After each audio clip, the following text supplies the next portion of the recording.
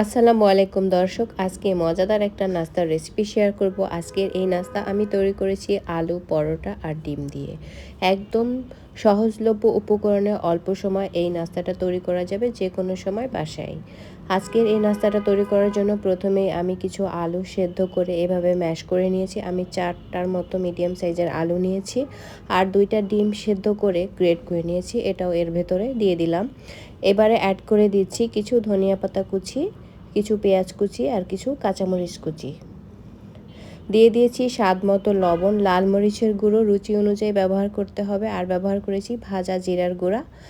তারপরে আমি 3 slice bread এভাবে টুকরো করে দিয়ে দিয়েছি। এখন সব কিছু একসাথে একটু ভালো করে মিক্স করে নিতে হবে আর এমনভাবে মিশিয়ে নিতে হবে ব্রেডের ভেতরে কোনো দলা দলা ভাব যাতে না থাকে।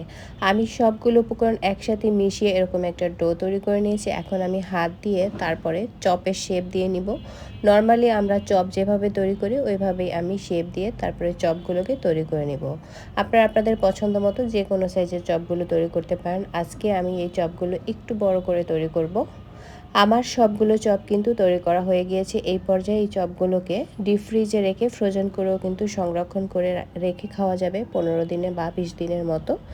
এখন আমি এগুলোকে আর সংরক্ষণ করব না, আমি এগুলোকে ভেজে তারপরে শেয়ার করব আপনাদের সঙ্গে। তো আজকের এই চপগুলোকে ভাজার জন্য আমি 2টা ডিম এইভাবে একটু লবণ দিয়ে গুলিয়ে নিয়েছি। এখন যে চপটা তৈরি করেছি সেই চপটা এই ডিমের মধ্যে জাস্ট একবার ডুবিয়ে তারপরে আমি তেলের মধ্যে দিয়ে দিব।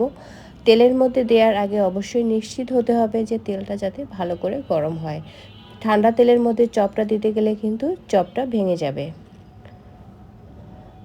চপ ভাজার জন্য চুলার ফ্লেম মিডিয়ামে রেখে চপগুলোকে উল্টে পাল্টে তারপরে গোল্ডেন কালার করে ভেজে নিতে হবে। অতিরিক্ত আঁচে বা একদম লো আঁচে কোনোটাতেই কিন্তু চপগুলো ভাজা যাবে না। লো আঁচের থেকে সামান্য বেশি আছে, মিডিয়াম ফ্লেমের থেকে একটু কম আছে চপগুলোকে ভেজে নিতে হবে।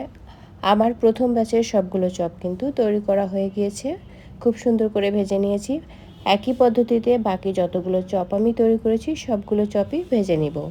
দেখুন আমার সবগুলো চপ কিন্তু ভাজা হয়ে গিয়েছে আর চপগুলো দেখেই মনে হচ্ছে লোভ লাগছে, কতটা আকর্ষণীয় হয়েছে, খেতেও কিন্তু অনেক বেশি মজা হয়। একদম অল্প উপকরণে ঘরে থাকা অল্প মশলায় যে কোনো সময় এই চপটা তৈরি করে নেওয়া যায়।